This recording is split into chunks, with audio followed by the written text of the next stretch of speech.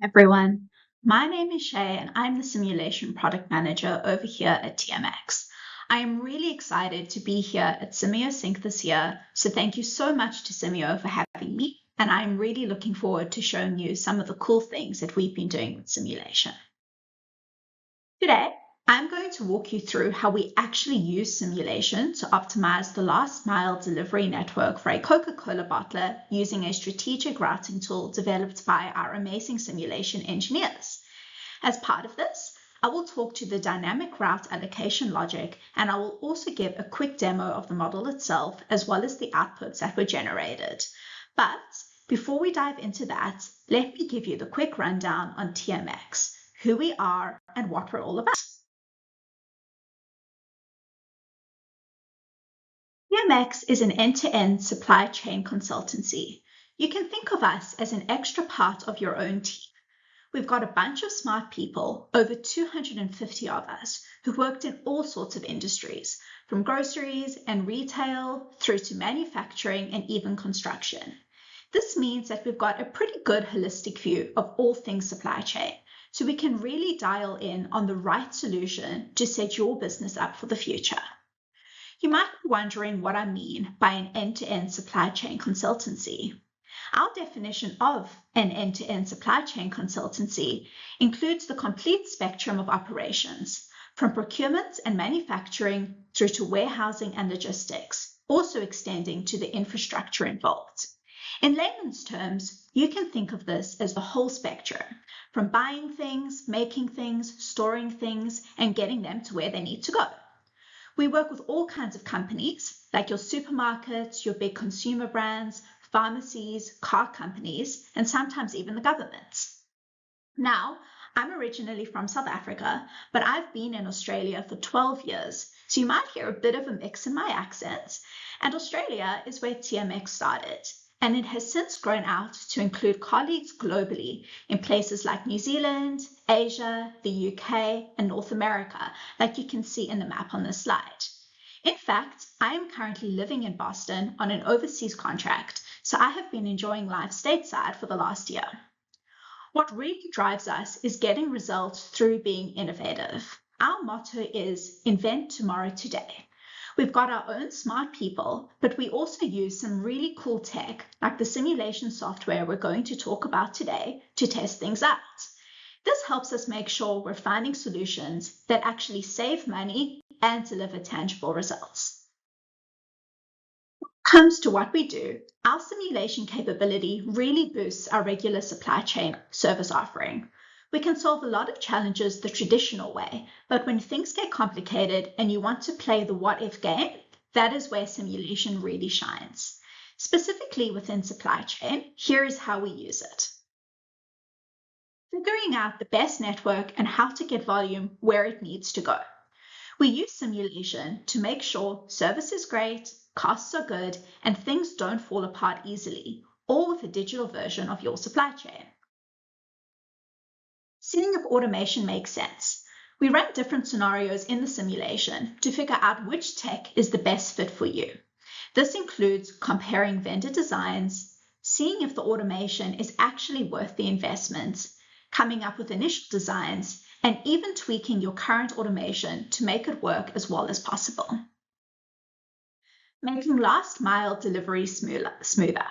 This is what we'll be talking about more today, but we use simulation to cut down on trucks and trailers, shorten routes, and make sure that everything is balanced out. Making DCs run like clockwork. We use simulation to look at how products flow, how things move around, and how much volume is coming in and out, all in a digital copy of your facility. Smarter about what you need and when.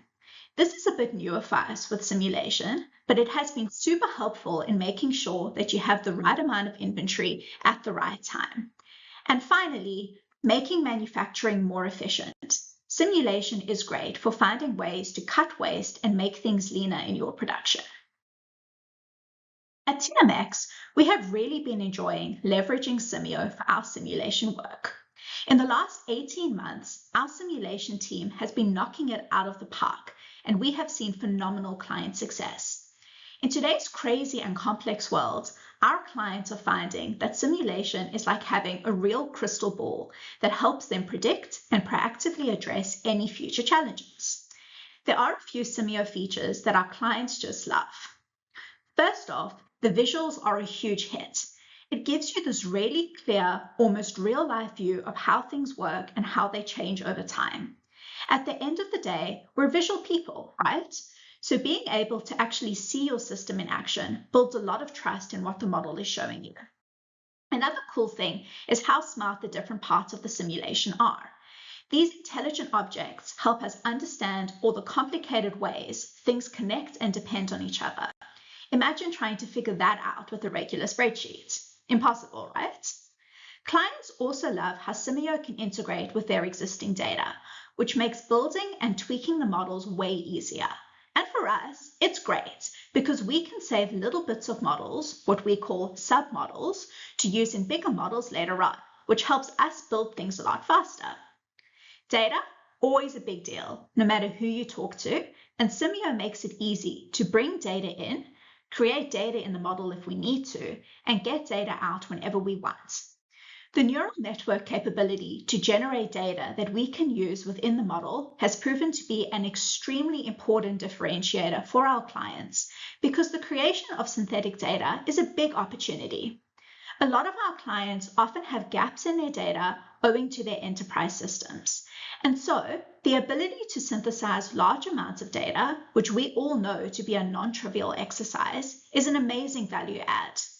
At its core, simulation technology is actually quite old, so supplementing it with new AI capabilities to enhance the user experience and remove a lot of the grunt work provides a huge opportunity for adoption of the technology. But honestly, the thing that I think is the coolest and what really sets simulation apart is the experimentation feature.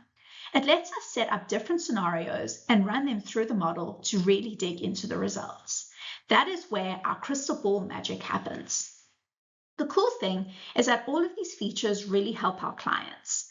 Some of the benefits that we have observed include visualizing the whole process and seeing how changes might affect things, getting a good feel for different solutions and figuring out what the important things to consider are, spotting any gaps and seeing if the investment is worth the dollars, trying out new ideas and making things run better, implementing changes that boost efficiency, and quickly running different scenarios to see what the outcomes will be. All the features and benefits I just mentioned de-risk large-scale transformations for our clients as we use simulation to deliver on predictable results, which sets our clients up for success from the start.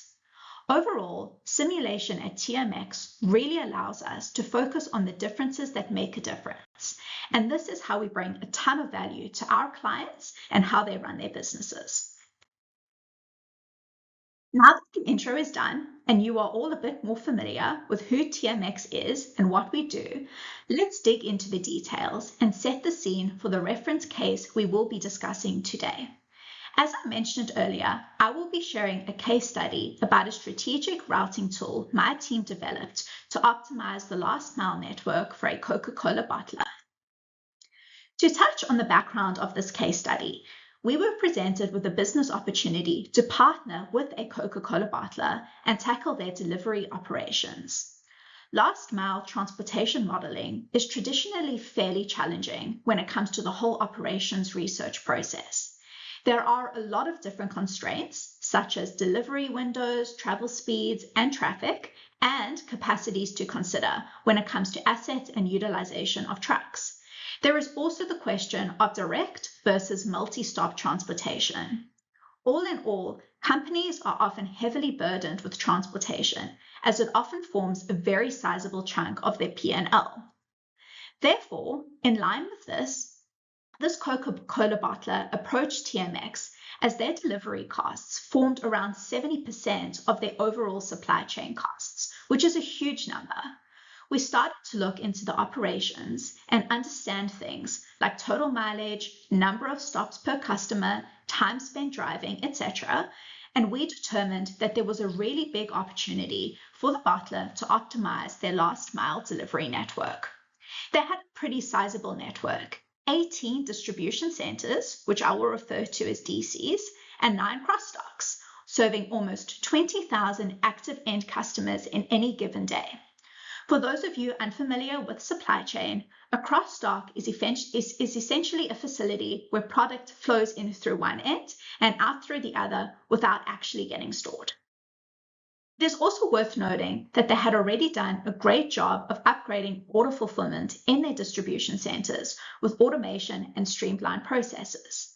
We often see this with clients, that when there has been an investment in automation, keeping the existing customer mapping as is often not the most ideal scenario, as the mapping really should be updated to redirect volume through those automated facilities to really sweat those assets.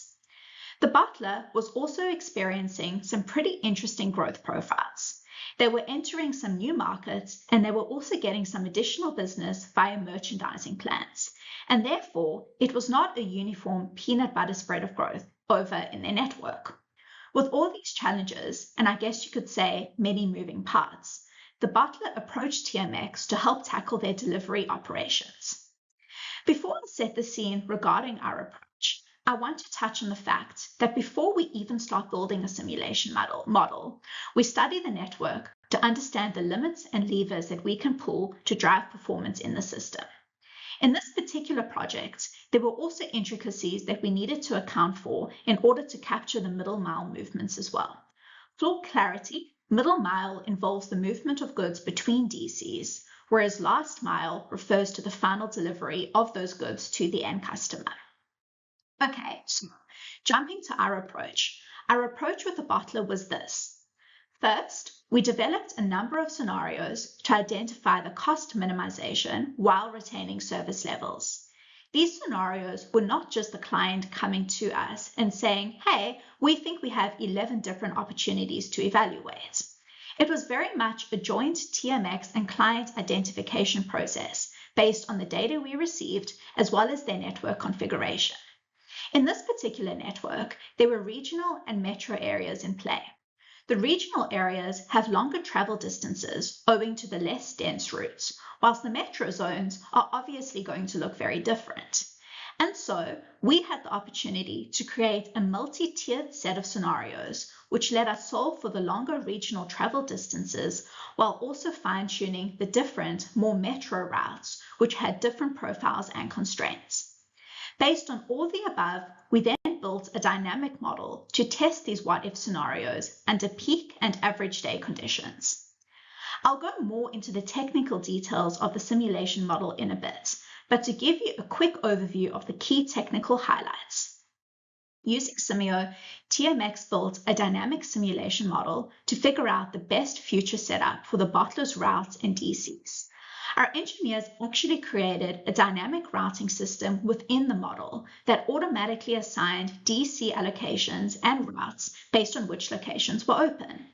This allowed the model to figure out how demand would be spread out across the different facilities in the future network. Pretty cool, right? Now that we have set the scene, let's jump into our approach in some more detail.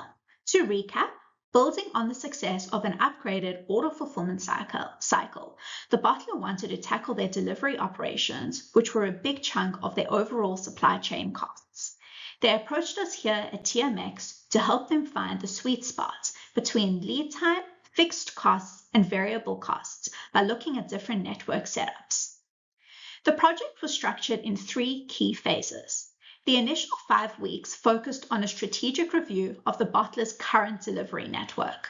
This kicked off with data collection and understanding the bottler's business rules, such as operating profiles, routing logic, what you can and cannot do, inventory policies, and so forth.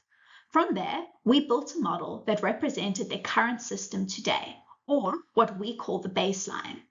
This was an important step as it helped us validate and verify the bottler's current state. I mentioned verification and validation because we have found this to be very important in our simulation work. Verification means that the model operates as expected, whilst validation means that the model represents the expected network performance. Both of these are super important in building stakeholder confidence in the model, and it also takes the client along on the journey, which further helps with buy-in.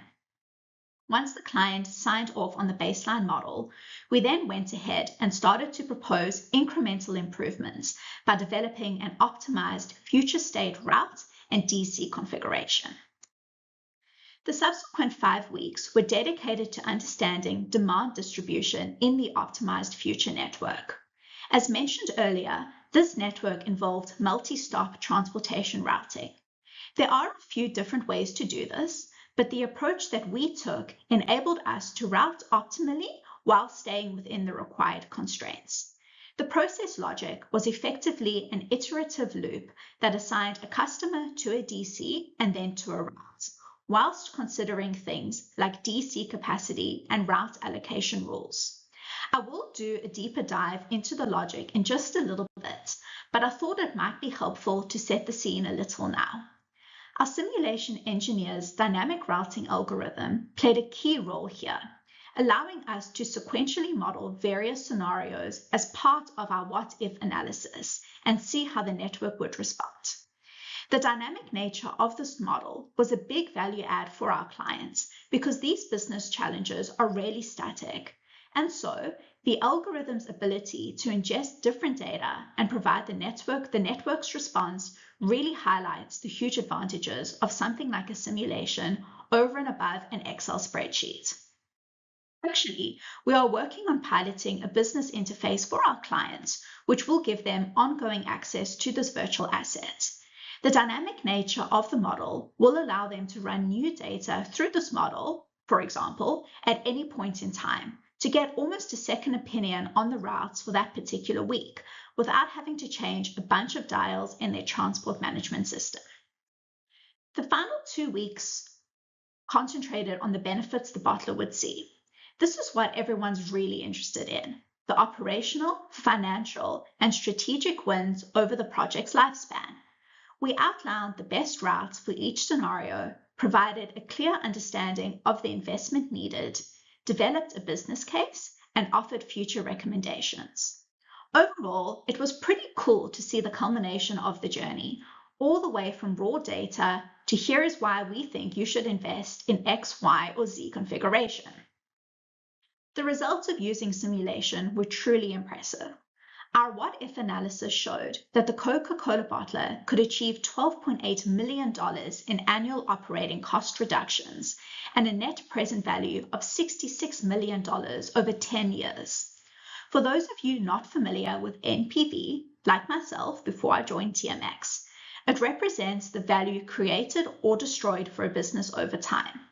Needless to say, the Coca-Cola bottler was very pleased with this outcome to generate $66 million of value. What we found is that these significant savings could be achieved by strategically reconfiguring their network, making better use of their automation, and combining a few of their locations. All up, this project was 12 weeks long, which is pretty standard for us over at TMX for a simulation project. The question of simulation versus optimization comes up all the time with our clients. I think a lot of people believe that these two things are synonymous with each other, but that actually could not be further from the truth. Here at TMX, we actually consider optimization in isolation to be a bit of a fallacy, because how can you know that something is the best it can be without actually simulating it to see how it plays out? Simio has proven capable in bridging this gap between simulation and optimization. There are many optimization companies out there, and there are also many simulation companies out there too. And in our experience, we have seen that the optimizers are often trying to simulate, while the simulators are often trying to optimize. The thing that Simio has done to bridge this gap is a goal-seek function, or an optimal n number of runs, that will give us an opportunity to evaluate the best solution or outcome. This is something that we are pretty excited about over here at TMX. For us, the way that we like to do it is to start with simulation. We build a model of how things are working right now. That helps us build trust in the model because we can show our clients that it actually reflects their current situation. Then we can show them how different changes would improve things step by step. Funny enough, we've heard from people using just optimization software that it can be tough to even get that current state picture because the software is always trying to optimize instead of just showing you what's happening today.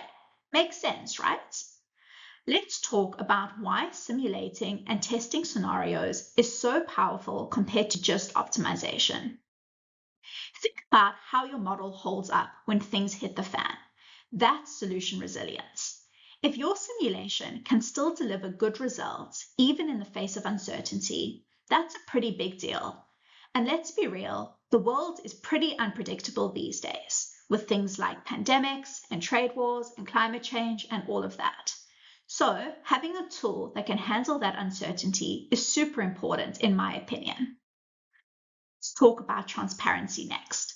Simulation provides full transparency to the inner workings of the model, complete with visualizations. This is a lot more appetizing than the black box we see in a lot of optimization software.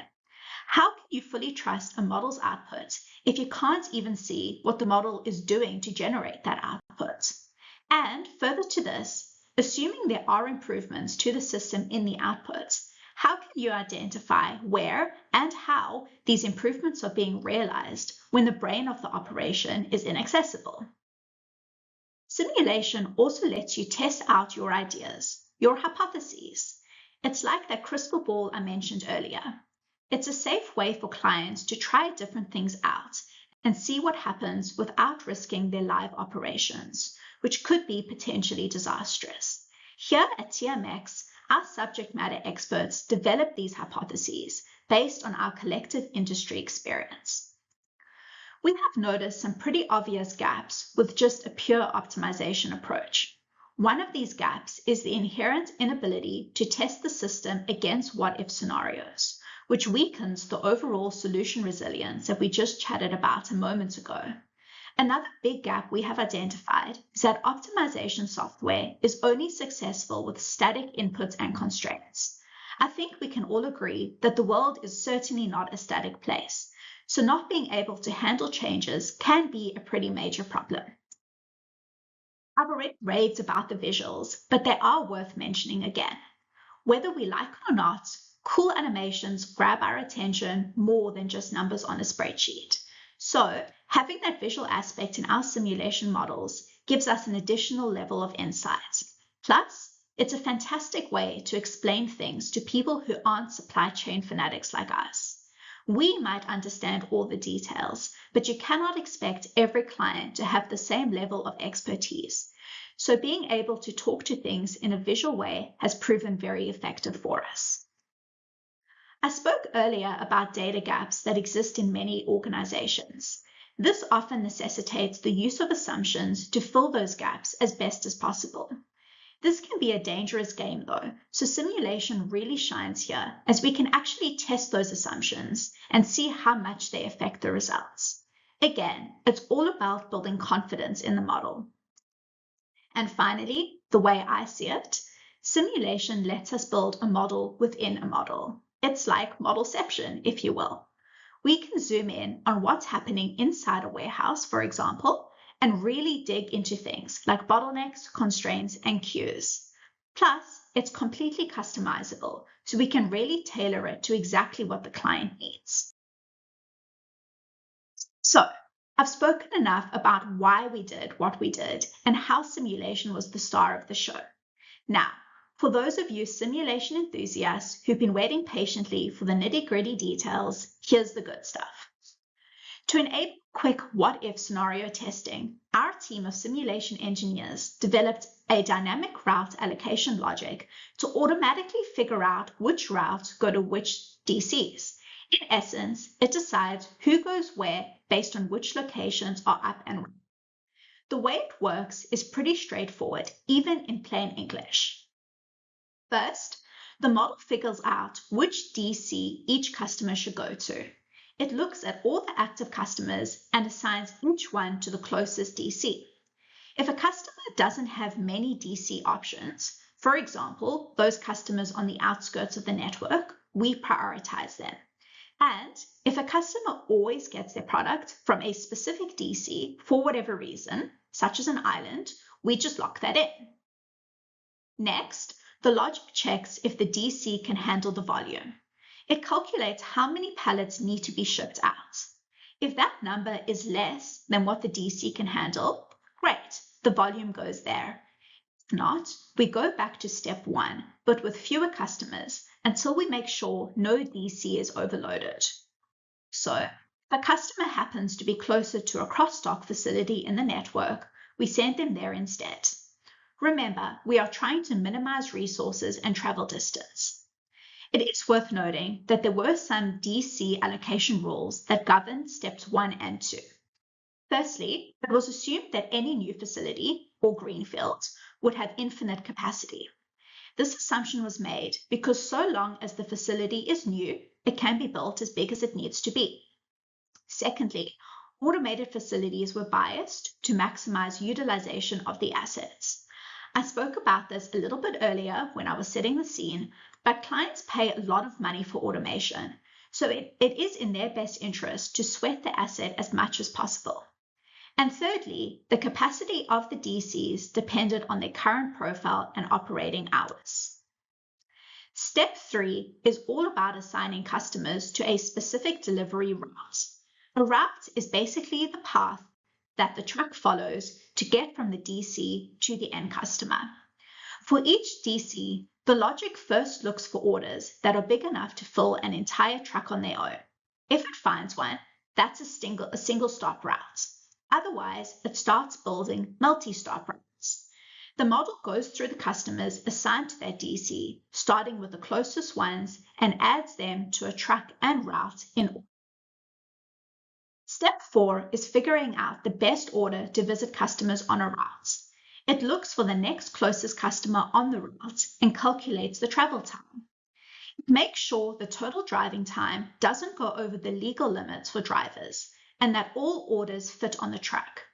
Assuming the conditions are met, the customer gets assigned to the route. If not, a new route gets created.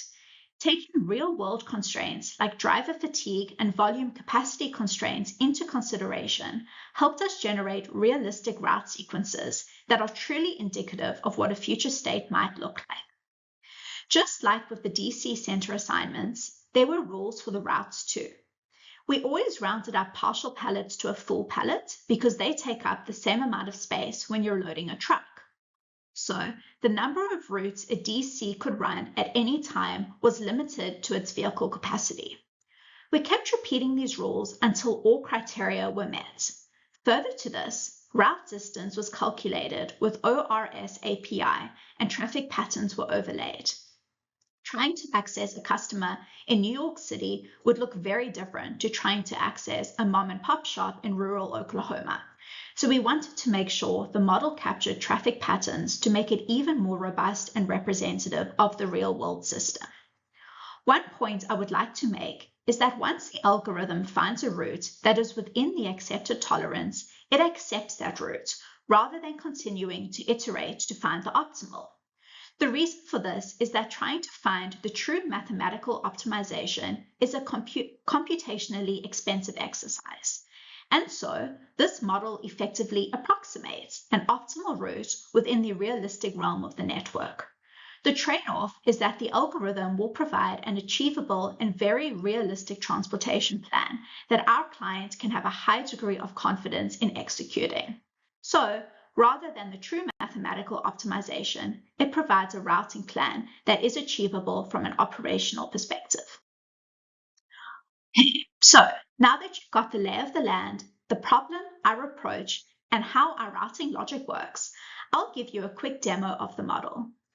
First things first, I will point out that I've both condensed and made the bottlers network anonymous, just to keep things private. The logic is exactly what we just talked about, but the locations that you'll see paint a picture of a network somewhere in the South Central US. Now, heads up, this isn't a super flashy animation. You won't see tiny trucks zipping around a map, but you will see these status labels automatically updating as the model runs. These labels are tracking some key metrics, like the total time all the trucks are driving in hours, the total distance they cover in kilometers, my metric habits do die hard, sorry, and how many stops they make. We can also see how many orders and trucks have been created, destroyed, or are currently in the system. You can see in this model reporting that a few trucks pop up as we reach a dispatch window, and that right there is the secret sauce of the entire model. The truck is actually an entity that is running through the system, and as that truck moves about on its route, we accumulate statistics and data along the way, which contribute to the metrics being tracked by the status labels I just mentioned. It is worth mentioning that these are only a summary view. We do also capture the discrete data for each one of the transportation moves, but oftentimes the summary figures do a good enough job of illustrating an overall picture. The real magic happens when we dive into the outputs generated by the model. Just to give you a little teaser, we ran a whopping 12 different scenarios. All right, so when we line up all the results from those different scenarios side by side, it paints a pretty clear picture. Again, these are anonymized numbers, but they purely serve to illustrate how we compare various results to make a final recommendation. These numbers were calculated using outputs from the simulation model by scenario, specifically distance traveled, truck speed, and therefore time spent on the road, number of pallets shipped, truck capacity, and variable costs. Based on these figures, the fixed and variable costs were calculated using formulas to also include some non-simulation based metrics from the client. The main things we looked at for each scenario were the fixed costs and the variable costs for both the DCs and the deliveries. We added all those up to get a total operating expense, or OPEX, for each scenario. Then we compared the OPEX of each scenario to the one before to see the differences. It is worth noting that each scenario builds on the previous one, so they are not mutually exclusive. The simulation result demonstrated to us a well-balanced network with the potential for cost reduction through network balancing and the consolidation of Stratford operations. Again, Stratford is just an anonymous name, but it again goes to further illustrate the process we take here at TMX. You can see some little check marks next to a few of the scenarios here. Those are the ones we actually recommended the bottler move forward with because we determined that they provided the best outcome out of all the scenarios we tested.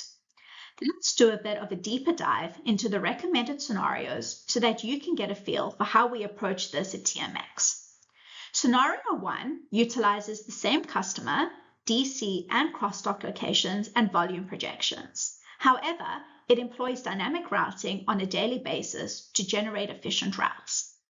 Scenario 6 explores the potential benefits of consolidating Stratford operations with Goodwill, removing the interfacility transfer leg and reducing product double touch. By streamlining these processes, the bottler can improve efficiency and reduce costs. Scenario 7 takes into account the facility's proximity to Cimarron and small demand base, and this scenario explores whether the potential fixed cost savings outweigh the increased travel distances and resulting delivery cost. Although the scenario provides a financial benefit, the trade-off of flexibility and goodwill capacity needs to be considered. Scenario 9 explores transforming Spearman into a cross-dock site, maintaining customer convenience while directing order fulfillment to Goodwill's automated facility. While the immediate financial benefit is modest, it is anticipated to grow over time as the advantages of automation increase. We put together a full business case looking at the cash flow benefits and the one-time costs for these top scenarios, and it made a pretty compelling case for implementing these changes. Based on all of this, as part of next steps, TMX's key strategic recommendations included consolidating the Stratford and Dodge City facilities, converting Woodward and Spearman into cross-dock sites, optimizing Mead's automation processes, and re-evaluating the business delivery model. You can see how amazing simulation was in giving us these insights. Being able to quickly run through all of these what-if scenarios was key to informing a solid business case and really understanding the nuanced differences between each option. So, to wrap things up, using Simio, we developed a strategic tool to help explore network changes while considering all the real-world limitations of locations and routes. The dynamic model replicated network behavior under average and peak conditions. We used a what-if approach to test a whole lot of different scenarios step by step and observe how the network reacted. The dynamic routing algorithm we built automatically determined the best delivery routes as we reconfigure the network from scenario to scenario. Overall, the main goal of all these scenarios was to identify the minimal network cost while retaining service levels, even if it meant closing down some locations if the savings outweighed the extra delivery costs. In closing, I want to give a huge shout out to my incredible simulation team because none of this innovative work would be possible without their brilliance. And a big thank you again to Simio for giving me the chance to present to you all today. Thank you and have a great day. Bye.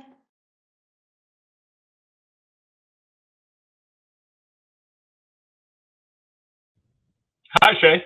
Great presentation. Thank you. How are you? I'm doing well. And yourself?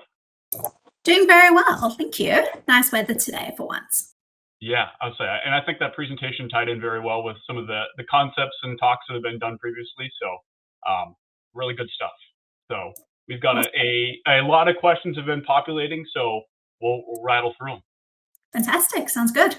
All right. The first one here. Can you describe the development process of creating this routing algorithm and what it may have entailed? Okay, but so I guess the way I would explain this is that before we start any project, simulation project, we hold something called a CDS, which is effectively a conceptual design session. So in something like a CDS, we pull in various people, not all technical, some technical, but some non-technical as well. And we found the real benefit of something like a CDS is that we're able to gather input from all people in the business. We found that to be important because our subject matter experts are the ones who really have all this industry knowledge in their brain. So if they're able to explain to us how the system would work in real life in plain English, our team can then translate that into Simio speak, for lack of a better word, and we can then, off the back of that, generate our algorithms based on what was explained to us. So those CDS sessions really help us structure our problem, think clearly about all the little nuances that we need to consider as well, and come up with just a good holistic view of the problem that we're looking to solve, taking input from various people because everyone's always going to have their bit. Right. Yeah. And I think that's how we usually think about it as well at Simio, is both wanting to get the feedback of the modelers, more so with Simio, as well as those subject matter experts that are understanding and verifying that validity of the result. So really, I think there's a lot of lockstep there as far as how we approach things. Awesome. Next question. Are most of these algorithms you develop able to be used across customers, or are they unique to a given situation? Yeah, that's a good question. So the algorithm itself is absolutely transferable between customers. I think the bit that would be unique to each customer is firstly establishing the baseline, which I spoke about in the presentation. Once we've established that baseline, the algorithm itself is transferable because its nature is that it's dynamic. So in reality, you can just pull things around as you want in a map, and the algorithm will do all the fancy mathematical work in the background. So yeah, I think the algorithm itself transferable, but the baseline itself would be unique to each customer. And getting that baseline correct, and I know I spoke about this in the presentation, is so important because it builds confidence in what the client is seeing, and it makes us confident that any improvements that we're suggesting are realistically based on what they're doing today. Great. Yeah, honestly, I'm sure a few wins with that particular algorithm helps to ensure the confidence of those algorithms going forward, and knowing that what you're able to produce is viable and translatable. Absolutely. It's all iterative works in progress. Right, Absolutely. right. That is the life of the modeler. Let's see what else we got in chat here. Okay, so how do you approach a request for an optimal result from a client when they work in complex environments? Yeah, it's a good question. I think, yeah, look, I mean, I think all environments we deal with are inherently complex, some more so than others. But this is something I did speak about in the presentation as well, is that what is optimal? It's kind of this never-ending goal if you're trying to, chase the true mathematical optimization, because even if you were to do that, even if you came up with the most sophisticated sort of tool, it would only capture the true mathematical optimization at that exact instant where you go to pull it from, right? So it's still like a bit of a fallacy. So I guess the way that we approach this with the clients, and it's a common question we get asked because people I don't really think understand what it means when they say optimal, is that we come up with the best solution within our constraints. But once we find that suitable solution, we just call it there. We don't keep on going to try to get more and more and more optimal. It has diminishing returns. And as long as we're within those, acceptable constraints, so legal driving limits, time spent on the road, truck capacity, all those sorts of things, we sort of say, okay, well, that's effectively good enough. And by good enough, I'm not saying it's subpar, but I'm saying that it's something the client could actually implement in their operations today. Also understanding we are sort of giving recommendations for a real life system at the end of the day. So we want to make sure that our optimal results are also achievable as well. Yeah, and I think is that you call that the CDF? That's your upfront work. Yes. I'll say I think that probably I imagine would have to be helpful to play a part as far as what those results would look like. That can probably help to build those expectations as it pertains to optimal in that regard. So. Oh, absolutely. I mean, what the CDS is really good for is understanding what the question is that the simulation is trying to answer, right? Because simulation being such a powerful tool, we can answer anything. So it's being really clear in what we're looking to answer, and the results then feed off from that. And often we'll actually have a strawman of our final deliverable already in that CDS, and then almost reverse engineer it as well. Just making sure that we don't go off on any crazy tangents and we just stay clear and true to what the results are meant to be.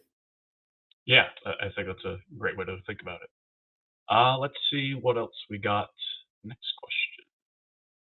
Okay, so I think you may have mentioned in the presentation some of those. Your algorithm can handle those dynamic inputs. So, can you give an example of a few of those, and how do you consider them dynamically within the model? Yeah, so I think something like a dynamic input would definitely be traffic. Traffic patterns will change at any time of the day, but not only the time of the day, but also the area that you're going into as well. So that's the example I gave. If you're heading into New York City in peak hour traffic to go drop some, some bottles of drink off at a 7-Eleven, that's going to look extremely different if you were visiting a little, family shop somewhere rurally. So I'd say that the traffic itself is definitely something dynamic. Other dynamic things that we would consider feed into kind of our overall capacity of the DC, and that would be things like labor availability, for example, the fleet capacity of that particular day, because keep in mind, trucks are constantly going to be moving in and out of rotation. So all of these kind of holistically form what we consider to be the DC capacity in that specific day. And that can change day by day as well. Yeah, so I think that kind of bodes well with that vision of that digital twin, is that it's reflective of day-to-day behaviors, not so much a static moment in time. It's something that you want to have work today, but then 100 days into the future. So yeah, and it's also and it's capturing the realisms of a system as well, because we would like to think, all trucks are going to be available at all times of day whenever you want. Not the case. We all have cars. Yeah, it would be nice, but we all have cars. They all have to go in for service. Our labor pool, for example, you can't assume that no one is ever going to be sick. People are going to call in sick. People are going to leave. There's going to be shortages. So just really being able to capture those sort of dynamic elements and really bake them into what can the DC do capacity-wise on this particular day. Awesome. Well, let's keep the questions coming. And I think this also a common thread here. How did you determine what level of granularity was needed to provide those results? Yeah, it's a good question. And again, this is very much covered in the CDS, the conceptual design session. And it's something that it's actually extremely important to align on in the beginning is this level of abstraction or this level of granularity, because that really forms our kind of approach and how we solve the problem is how deep and detailed we need to go into that issue. So this is something we have a very big conversation on in the beginning. And it's not, as I mentioned, just the technical modelers, it's our subject matter experts as well. They'll be able to lead us and say, yeah, in this particular area, yeah, absolutely go into detail. But in this particular area, it's going to be okay to look at it from a higher level. Once we do agree on the level of granularity, though, we do get sign off from the customer as well. So I think that's a key point, is keeping the clients involved at every step of the journey. And that's important because you don't want to present a model at the end of the engagement and the client's like, well, what's this? I don't know what you're talking about. So yeah, it's getting that sign off and just saying, hey, Mr. Client, we've decided to go to this level of granularity for these particular reasons. Are you comfortable with this? And do you feel like this will accurately represent what you see today? If yes, fantastic. If not, let's workshop. And I'm just thinking of even like the last mile, that just kind of almost infinite number of the things you could potentially model, but like the point of diminishing returns in terms of the time spent on it. So I imagine Absolutely. you've seen that and know just from experience what is the right level, and get working on the customer to make sure that they have the proper inputs to support that level of granularity. 100%. And as I mentioned, this is really where our subject matter experts shine. These are people that have been dealing with these problems for the last, 30 years. They've seen it all, and they have a really good understanding of, as you said, I think we call it the differences that make a difference. What are the things to focus on? I like that. Yeah. All right, next question here. What analysis was needed to determine which result was optimal? And I think it looked like on that one slide you had several different results. So when you get maybe a frontier of results, or how do you usually determine which one is going to be best for what the client needs?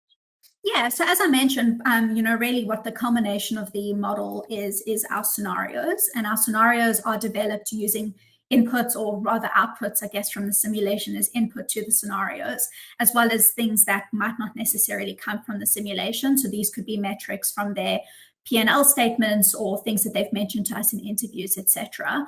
What we can then do using the simulation results and whatever results came from outside the simulation, we then can consider sort of what their overall OPEX is. And that's not super complicated maths. It's really considering, your fixed and variable costs. In the case of a last mile, that's looking at something like a DC and something as fleet. And then based on those numbers, which is your operating expense, you can then sort of gauge fairly easily just by looking at the overall figure, sort of at what point do you kind of reach this cost minimization function, without, for example, if you were to move somewhere that's cheaper, that's fantastic. But if you're not having to travel an extra 1,000 miles a day, then maybe it's not that great. So it's really considering all of those. So typically we just do those mathematically in the background as far as analysis goes. But like I said, it is absolutely using outputs from the simulation to drive that. And one other thing to mention with the scenarios is that they do build on top of each other. So it's not like each one is considered in its own silo. So that way it's fairly clear to say, okay, the scenario is great because it considers these things, but also the 4 prior things from the 4 scenarios prior, for example. So it gives us a pretty good understanding of, what's optimal for the client to proceed with. Awesome. Yeah, I would say I think that's, if there was always a single result, it would be rather easy. But when it's variable environments, complex systems, that makes life difficult. So yeah, I think that's a great explanation. Next question. So what level of interaction with the model do your end customers have throughout the process? Yeah, no, good question. We try to keep the client involved as much as possible, but obviously we don't want to overload them with kind of updates either. So it's achieving that sweet balance between feeding back what we've worked on that day or that week or whatever, and keeping them involved. We generally have regular touch points with the client. So depending on how long the engagement is for, this can happen generally once a week, but sometimes twice a week if it's a really quick engagement. So usually the cadence would be sort of once weekly, we give an update on sort of, what we've achieved, what we've seen, etc., and really keep that client along on the journey. So if the engagement was 12 weeks long, the client would have generally had 12 sort of bits of exposure to what we're working on. And this has also been very helpful for us because I mentioned the verification and validation over and over, but it is so important that what we're building, our client has confidence in those results. And so if we play back something to them, let's say on week 6, they can say, oh, okay, this looks a bit weird. Why is this happening? Or, hey, this isn't exactly what we would expect to see. Why is that happening? And that allows us to address the problem right then and there, rather than getting 12 weeks deep into the engagement and the client's like, I don't know what I'm looking at. So I think that's those regular touch points are very, very important. But then you also don't want to have, too much in the terms of, consultant paralysis either. So it's finding that sweet balance. Yeah, absolutely. And I think we have 5 to 6 more minutes, so we'll try to get the few remaining in. But if not, that just speaks to the presentation that we're getting inundated with questions. So, did you model in this particular constraint, like route constraints, or as it pertains to traffic, things like that? Yeah, so look, I mean, I think the algorithm itself is always developing. So yes, we did model traffic as in congestion. So we would use APIs for that because APIs give you a good view of what that looks like. If you're trying to access somewhere at, let's say, 8 in the morning versus like 3 in the morning when the roads are going to be quiet. So yeah, route constraints in terms of traffic was added. In terms of things like one-way roads, no, not in this particular project, but it's not to say we couldn't do that in future projects as well. Other constraints that we added in, worth noting as well, would be facility operating hours. So understanding that not all facilities operate 24 hours. So making sure that when a load is being dropped off at a customer, it's within those operating hours. Different sites can accept different types of trucks, for example. So we considered that as well. So some end customers, their docks may only be able to accept, call it a semi, whereas others may be able to accept B doubles. So those were constraints we considered as well. But the exciting thing about this algorithm is that we can keep on building. I think this is actually iteration number 3 or 4. And just seeing where this algorithm is now versus where it was 4 projects ago is pretty outstanding. Awesome. A couple more here. But would the algorithm have taken a different form if you had built it in a tool other than Simio? Well, I can't speak to other simulation tools because we use Simio within TMX. So if it was built in another simulation software, I couldn't say yes or no because I don't have experience with that. But if we're talking about using a static tool, like something like an Excel, I don't think this algorithm would have been possible in something like that. There were too many moving parts. There were too many dynamic components. I'm trying to capture all of those intricacies and interdependencies in something like a static environment, I actually think would have been impossible. Yeah, I think that makes sense. And I'm just thinking what that fusion of the TMX folks having access to that Python integration coupled with your supply chain experience, I'm imagining the sky's the limit in that regard. Absolutely. So I think of one more question here. All right. So do you use additional visualization tools besides Simio when you share your results? Yeah, absolutely. So we use Power BI actually as our normal visualization software. So we will typically generate our outputs from the model and then throw them into Power BI and generate our dashboards in Power BI. And that's typically the tool that we use. But in saying that, I'm excited to watch the talk on the NVIDIA Omniverse integration because I think there's cool visualization tools there that I'm not even aware of. So I'm excited to look into that. Yeah, awesome. And I think that's common for a lot of our customers. They have their visualization suite, so there's a lot of opportunity there as well. Yeah. Well, I think that is about it as far as time is concerned. Shay, I want to thank you for your presentation. That was awesome. And certainly there's a lot of great stuff to come. So certainly stay tuned. And Shay, once more, thank you. And we will talk to you all soon. Fantastic. Thank you for having me. Have a great day.